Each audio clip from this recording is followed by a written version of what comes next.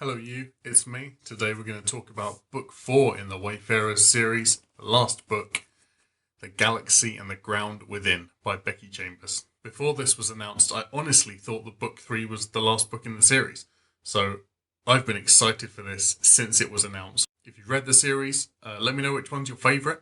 I'll tell you my ranking at the end.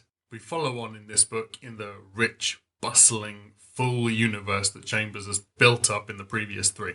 In this one, she gives a lot of attention to stuff in the world build that previously hasn't had the spotlight a lot. So this really did feel like the very last missing piece of a puzzle for me. Gora is a planet that's totally empty, devoid of life, completely useless in all ways but one. It sits perfectly at the junction between 5 or 6 different tunneling shipping lanes to more important, more populous systems. So it's become a stopover point, populated by tourist centres, motels, spas where people can relax, refuel themselves and their ships as they wait for the next leg of the journey.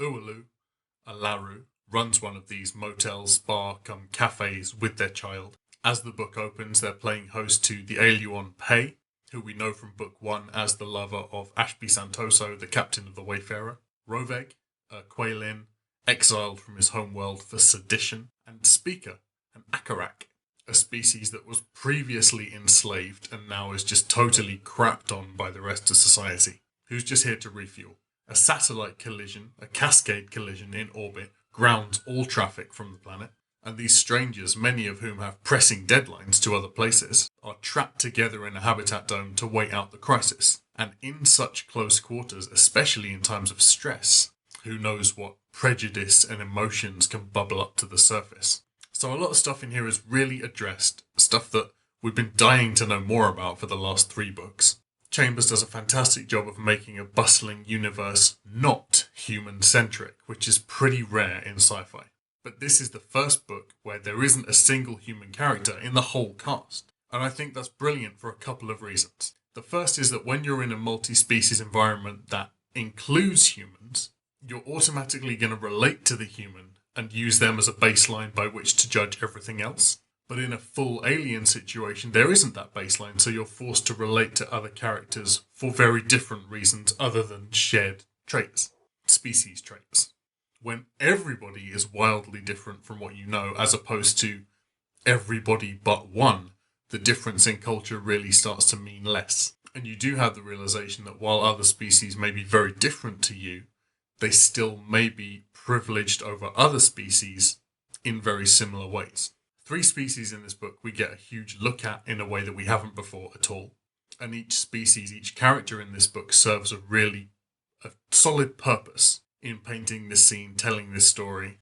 And we really get a chance to see through the eyes of each one as the point of views switch. We have the mammalian Laru, a parental species with strong parental bonds, who has moved to an outpost to give her child an experience of a multicultural universe that's not 100% Laru, and that it would otherwise lack. We see through the eyes of this child that prejudice really is a learned behaviour, and nobody is born with it. You have this fantastic curiosity, which is charming in and of itself, but it allows us to really learn more about other species through innocent and genuinely interested questions. You have the crustacean Quailin, who is a member of a race that's civil but notoriously has quite xenophobic roots, who really breaks the mould of what we'd expect a Quailin to be, and is probably the most compassionate character in the book, through whom we see that we don't need to be defined by the culture we come from, and it's not traitorous or unhealthy to distance yourself from something that is toxic.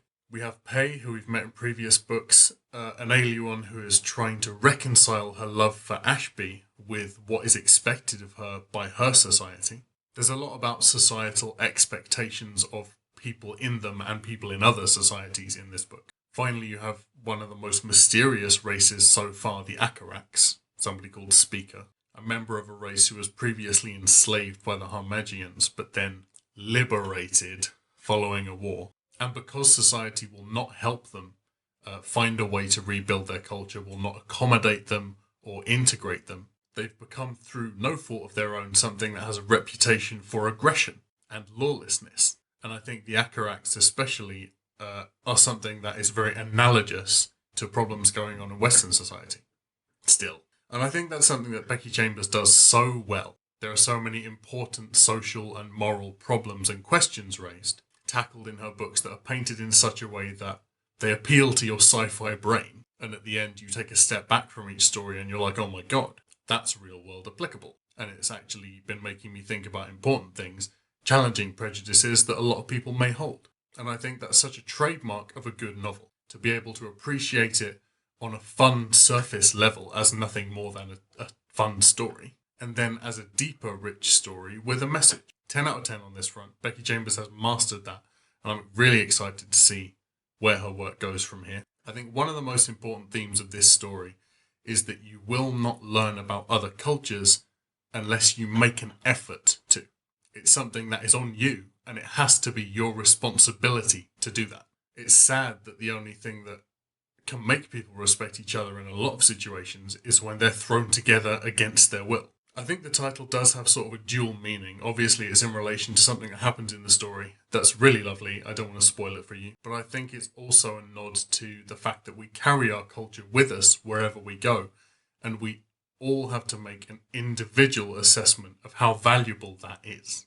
I love how every title in this series ties in so closely to the story. There are really fantastic title choices. I think this was a great wrap-up for the series in a lot of respects. So now there's a universe we don't have a lot of holes in. The only thing that hasn't been covered very much are the Rosk, but even their border wars and their conflict with the Aliens is touched on in this book. I do kind of wish, as a finale, there had been some kind of bigger callback to previous books. Cameo character appearances, even though that would be cheesy. I know there are threads running that really connect each novel into a larger narrative, but I think my brain just wanted a big emotional reunion at the end.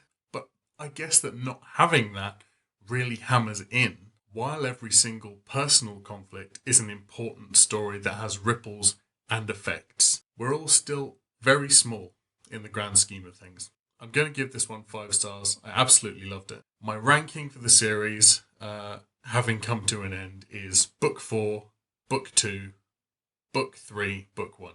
But honestly, I really loved every single one. I know there is another Chambers series starting this year, I think, called Robot and Monk. I will definitely be picking that up. Chambers is pretty much an auto-buy author at this point, so stay tuned for reviews and my thoughts on that series. So thanks very much for watching.